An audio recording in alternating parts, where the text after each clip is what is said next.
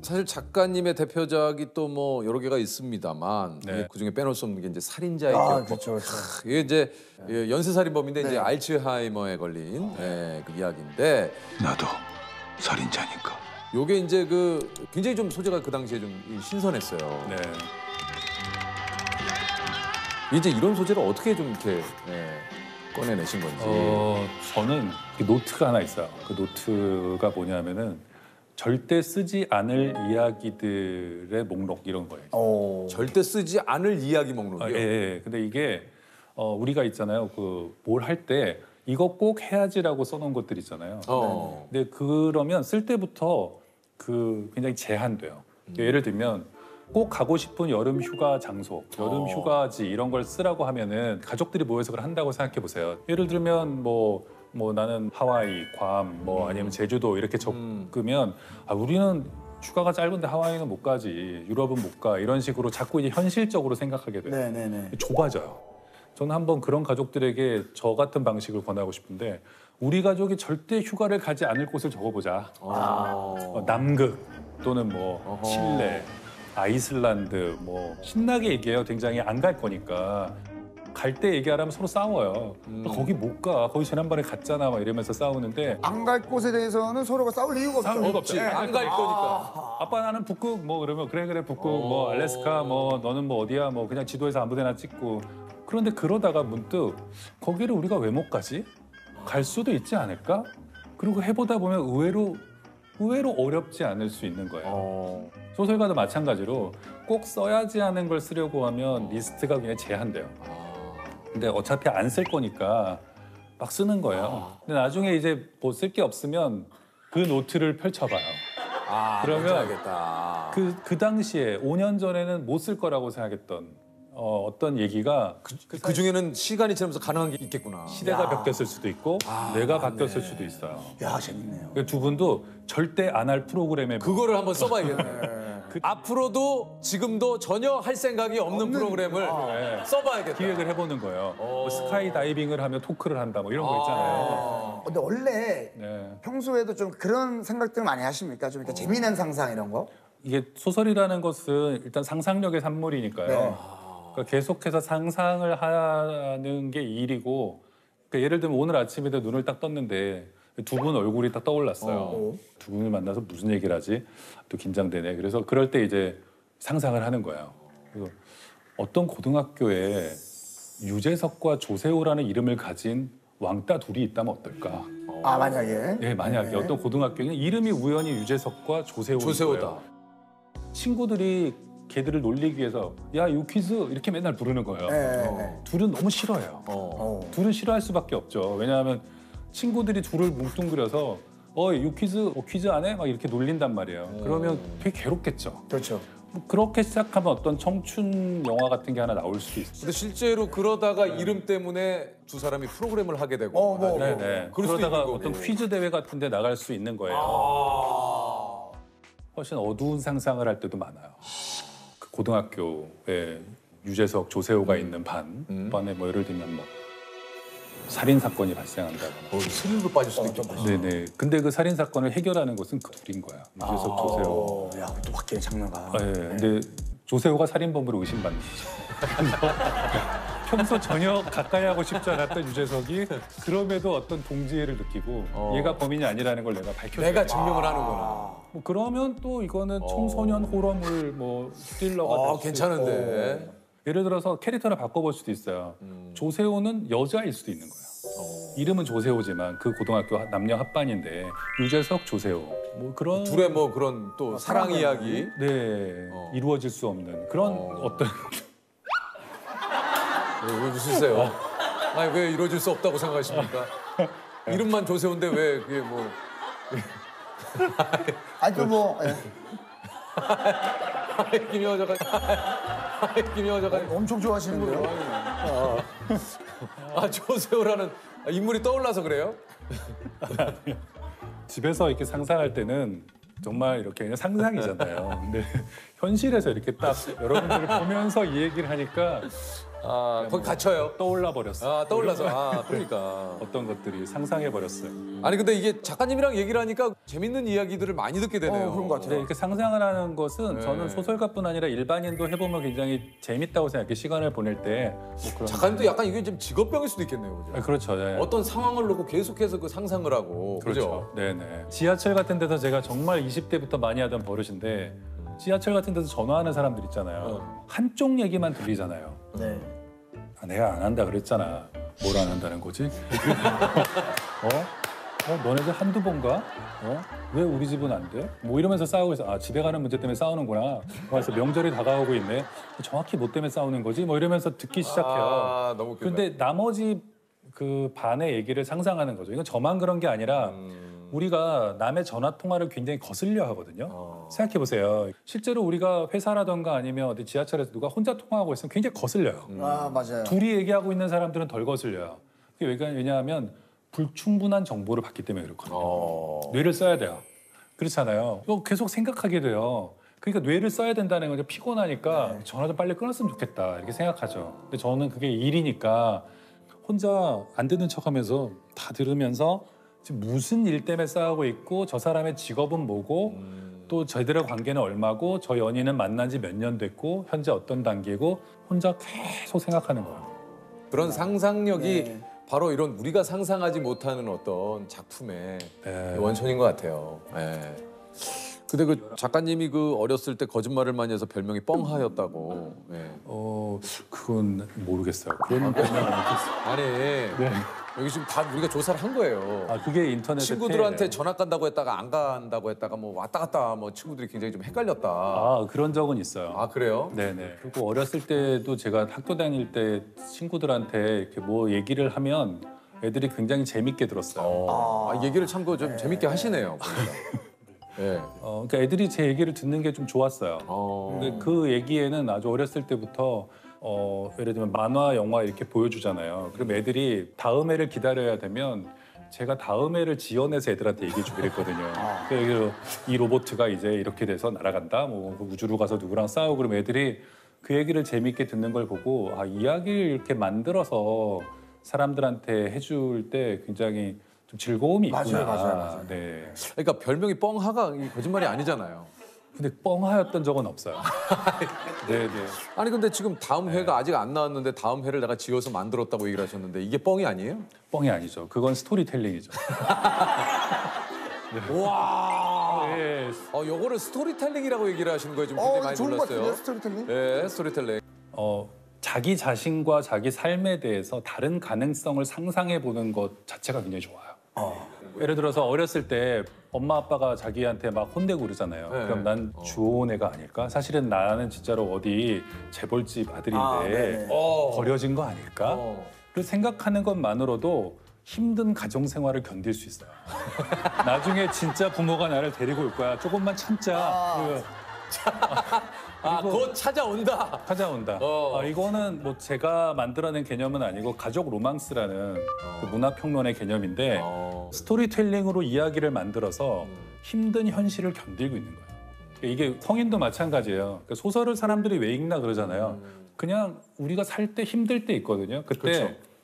나와 비슷할 수 있었던 누군가의 다른 삶을 굉장히 상세하게 아는 것만으로도 내가 그때 그 사람이랑 결혼 안 했으면 나는 어떻게 됐을까? 또는 내가 그때 개그맨을 안 하고 이걸 했으면 어떻게 됐을까? 그랬을 때 그걸 아주 세밀하게 상상해 보는 것만으로도 지금 살고 있는 삶이 굉장히 좀 특별해 보여요. 그리고 이거가 어떤 많은 삶 중에 하나고 내가 어쨌든 나밖에는 이 이야기를 만들어갈 수 없다고 생각하면 이상하게 견딜만해요. 사람이 자기만 생각하고 있을 때 제일 괴로워요. 우리 작가님이 한국 문단 역사상 처음으로 귀걸이를 하고 문학상 시상대에 오른 최초의 남자 작가분이시고 신인 작가 시절 귀걸이라고 맨살에 조끼 입고 클럽 가셨다. 맨살에 쫓기요? 맨살에 귀걸이는 뭐 패션을 위해서 했다기보다 그때 제가 이제 소설가가 되려고 습작을 하고 있었는데 취업의 유혹 같은 게 있었어요. 그러니까 주변에서는 자꾸 일단 취업을 하고 대기업이나 이런 데 들어가서 안정적으로 하고 글은 주말에 쓰거나 밤에 취미로 써라 이런 얘기를 많이 했어요. 부모님도 그렇고. 그런 얘기를 자꾸 들으니까 마음이 이렇게 약해져서 그 이대 앞에 가서 귀를 뚫었던 거예요. 지금도 이게 흔적이 좀 있네요, 남아 있어요. 있어요. 예, 네. 예. 그래서 귀를 뚫으면 취업이 안 된다 그래서. 아. 예. 아, 내 마음이 흔들릴까 봐. 네네. 그냥 뚫으니까 부모님도 포기하시고 뭐 다 포기하고 아, 그래서 귀를 뚫으신 거예요? 면접관들이 이렇게 보잖아요. 네. 그런데 그래서 그때는 뭐 지금보다 훨씬 더 엄했으니까. 근데 그렇게 하고 나니까 좀 마음이 편했고 지금 같았으면 저도 아마 그렇게는 못했을 거예요.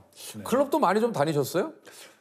많이는 아니고요. 그쪽엔 재능이 좀 없어서 그런데 같이 그때 어울리던 친구들이 또 새로운 문화고 이러니까 가보자. 근데 저는 일단 너무 시끄러웠고요. 클럽이 음악을 들으면서 이렇게 오래 있으면 너무 피곤해요. 네. 아, 근데 그런 거 치고는 맨살에 쫓기는 너무 이제 적극적인 의사 표현이거든요. 아, 예. 아니, 왜냐하면 쫓기에 맨살은 이건 굉장히 적극적인 표현이에요. 그러니까. 예. 네. 근데 그때 잘 모르는 저를 그 클럽의 세계로 인도한 그 후배가 있었는데 형 그러면서 거기는 맨살에 조끼 같은 거 입어야 돼. 그래서 아니 그게 근데 사실은 믿진 아니, 않았어요 근데 처음에는. 보통 언더셔츠 입고 좀 있거든요. 아, 제가 그것 때문에도 좀 약간 제가 예전에도 방송에 한번 얘기한 적이 있는데 올림픽대로를 차를 타고 이제 가고 있는데 용만이 형 차가 앞에 보이더라고요. 또 그때 미혼이었을 때니까. 네. 근데 용만이 형이 이제 그 한쪽에 창문을 내리고 민소매를 입었었어요. 조끼를. 근데 바람에 와, 나 그게 아주 충격적이. 겨털이. 도처럼 바람에. 흔들리는 거예요. 도처럼 예. 나부끼는 거예요. 이걸 한쪽을 이렇게 하고 운전을 하는데 와, 이게 겨털이 막 바람에 펄럭거리는 너무 꼴보. 그래서 제가 이제 많은 분들이 제가 TV에 나온 이후의 모습을 많이 보시니까 네. 되게 참 사람이 부드럽고 네. 되게 원만해 보이고 그렇지만 20대 저는 좀 아마 제가 그런 소설이 있어요. 어떤 노 작가가 보르헤스라는 작가인데 쓴 소설에 보면 강변을 산책하다가 웬 젊은이를 벤치에서 만나요. 그래가지고 얘기를 나누는데 너무 마음에 안 들고 재수 없는 거예요. 괴로워하고 가다가 문득 깨달아요. 아, 저게 20살의 자기였구나. 근데 우리가 가끔 그런 상상해 볼 수 있잖아요. 20살의 조세호, 뭐 20살의 유재석을 어딘가 우연히 뭐 KTX 옆자리라던가 만나서 대화를 나눌 때 과연 그 친구를 좋아할 수 있을까? 나는 과연 20살의 나, 그 맨살에 그 클럽 다니던 그때의 나를 보면 길에서 이제 보는 거예요. 홍대 지금도 근처에 살고 있으니까 지나가다 그런 친구가 지나가면 멀리 떨어질 것 같아요. 이렇게. 저는 지금 생각하면 20살에 저라고 하시니까 제가 그때 앞으로 파마라고 해가지고 이렇게 이만큼 크게 하는 게 있었어요. 네. 아, 저도 막 머리 랩핑하고 네. 그랬어요. 제가 유럽 여행 갔다가 이거 따가지고 이렇게 색색으로 그런 거 있잖아요. 이렇게 네. 따주는 사람들 있잖아요. 기르듯 따듯이. 광장에. 그런 거 해봤거든요. 그래요? 근데 그리고 이제 한국에 왔는데 그때 90년대 중반이니까 지나가는 사람들마다 머리에 뭐가 붙었다며 자꾸 빼주는 거예요. 막 이렇게 하려고 그냥 지나가던 할머니 이런 분들이 그냥 땡기는 거예요. 그 건불인 줄 알고서 아파요 이러면 아, 또 에피소드가 많으시네. 작가님이 네, 에피소드가 그때는 많으셔. 약간 좀 뭐 네. 훨씬 지금보다 뭐 모험적인 사람이었어요. 소설을 쓰기 전에 꼭 하는 행동이 있다 그래요, 우리 작가님께서. 그 손톱을 다 깎고. 네. 네네네. 이게 어쨌든 뭔가 일을 시작하면 매번 새로운 인물, 새로운 문장, 새로운 상황 이렇게 만들어야 되니까 글로 들어가기 너무 싫으니까 쉬운 일을 하는 거죠. 뭐 손톱 깎기, 연필 깎기, 집안 정리, 뭐 화분에 물 주기. 그러니까 창의적인 뭔가를 해야 되잖아요. 창의적인 뭔가를 하기 전이 굉장히 힘들어요. 왜냐하면 창의성은 사람들이 요새 너무 창의성하고 다 좋은 것처럼 얘기하지만 창의성의 어떤 이게 문턱을 넘어가려면 굉장히 에너지를 써야만 돼요. 맞아요. 제가 늘 예로 드는 게 매일 출근을 창의적으로 하는 직장이 있다고 생각해 보세요. 자동으로 출근하잖아요. 이렇게 하고 그냥 환승하고 몇 번째 전동차에 몇 번째 문을 타고 더러러 이렇게 해서 자동으로 회사에 와야 그나마 회사 생활할 수 있지. 사장님이 직원 여러분 앞으로는 매일 창의적으로 출근하세요. 이러면 오늘은 지하철, 내일은 자전거, 모레는 행글라이더, 어느 날 수상스키. 걸어서 뭐 수상스키, 뭐 한강에 무슨 뭐 보트 타고 돌아오기, 걸어가기 뭐 그러다 보면 굉장히 아침에 일어나면 벌써 막 압박이 느껴질 거예요. 맞아.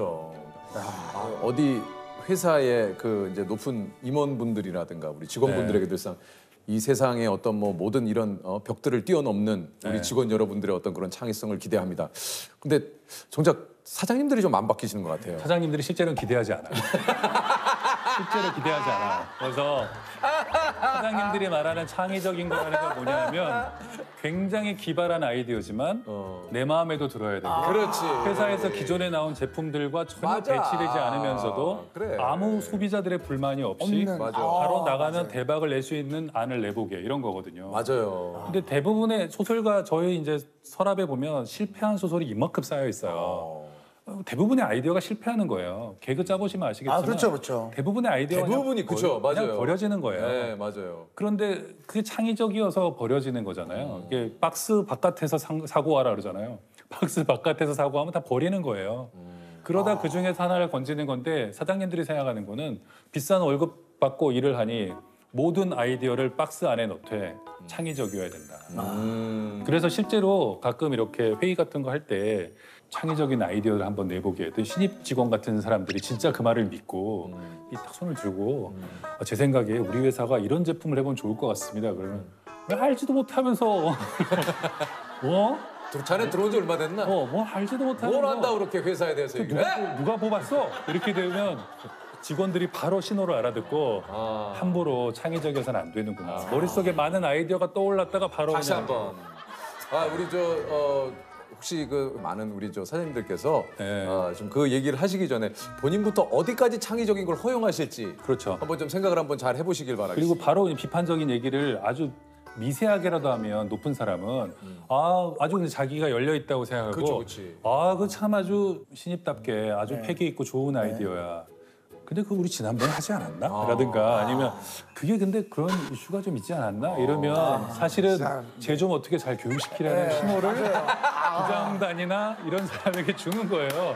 불편해요. 왜 저런 애가 그러니까. 발언하게 하지? 이러면서 아하 이게 바로 MZ 세대구만 이러면서 역시 참 달라. 핑계 없으면 그 핑계를 대시더라고. 내가 잘 이해는 안 예. 되지만 뭐 하여간 아니 그 한예종 극작가 교수님으로 재직하실 때 네. 학생들에게 글 쓸 때 짜증난다라는 표현을 이렇게 쓰지 못하게 하셨다고. 이걸 왜 쓰지 못하겠어요?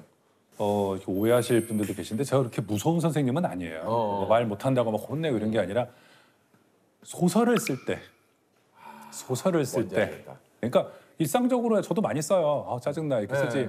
그때 무슨 단어를 고르고 그러진 않아요. 그리고 근데 소설을 쓸 때는 소설을 쓸 때는 다른 사람의 감정을 좀 섬세하게 표현해라. 그러니까. 그러니까 짜증이라는 감정에는 그냥 다양한 감정이 뭉뚱그려져 있죠. 있잖아요. 그렇죠. 예. 예를 들어서 엄마가 내 생일을 잊어버렸다. 짜증나죠. 하지만 그 그건 서운함이죠. 서운함이죠. 네, 그런 거죠. 그다음에 뭐 어디 화장실에 들어갔는데 이를 다 봤는데 휴지가 없다. 짜증난다. 네. 근데 그건 당황스러움이잖아요. 그 당황스러움이죠. 황당함 뭐 그다음에 뭐 우리가 많은 걸 그렇게 그냥 표현할 수 있으니까 너희들은 글을 써야 할 사람이니까 가능하면 좀 이렇게 말씀하신 것처럼 당황스러웠다, 구체적으로. 분했다, 화가 났다, 서러웠다. 뭐 그 감정이 뭔지를 표현하려고 노력해야. 그냥 짜증난다. 그냥 짜증난다 해서 끝이 나면 내 스스로의 감정을 스스로 잘 모를 것 같아요. 네, 그래서 이제 없으면 진짜. 짜증으로 표현이 안 되니까 개짜증이 나는 거 아닙니까? 네, 네. 왕짜증. 왕도 왕짜증, 붙이고. 개짜증 뭐 이런 게 나와요. 짜증으로 표현이 안 되는 짜증. 네. 그것은 개짜증, 왕짜증. 왕짜증. 예. 네, 근데 보통 사람들이 그렇게 뭉뚱그려서 말하는 이유가 있어요. 뭐예요? 진짜 감정을 들여다보면 너무 괴롭거든요.